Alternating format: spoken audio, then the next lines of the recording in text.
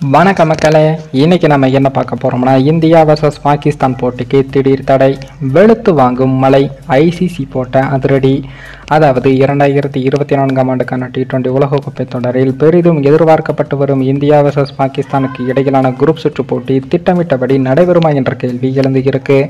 ஏன்னு பார்த்தோம்னா, இந்த போட்டி நடக்க இருக்க நியூயார்க் நாசா கவுண்டின் மைதான பகுதியில் போட்டி நாளன்று, அதாவது இன்றைய தினம் மழை பெய்ய வாய்ப்பு இருப்பதாகவும் கூறப்படுது.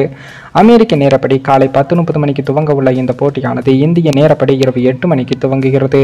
நியூயார்க்கில் காலை 11 மணி அளவில் மழை பெய்ய வாய்ப்பு இருப்பதாக வானிலை அறிக்கை வெளியாகி இருக்கு. அந்த அறிக்கையின்படி சரியாக காலை 11 மணிக்கு 51% மழை பெய்ய வாய்ப்பு உள்ளதாகவும், தொடர்ந்து மாலை 4 மணி வரைக்கும் மழை நீடிக்கும் என வானிலை ஆய்வு அறிக்கை கூறியிருக்காங்க. 51% வாய்ப்பு மட்டுமே இருப்பதால் லேசான தூறலுடன் மழை நிற்கவும் வாய்ப்பு இருக்கு.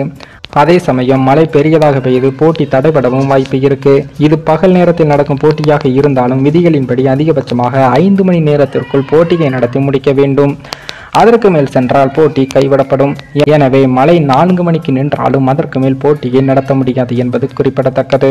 அதே போல இந்த போட்டிக்கு ரிசர்வ் டே நாள் எதுவும் இல்லை. அந்த வகையில் இந்தியா வர்சஸ் பாகிஸ்தான் போட்டி நடைபெறுமா என்ற சந்தேகமும் எழுந்திருக்கு.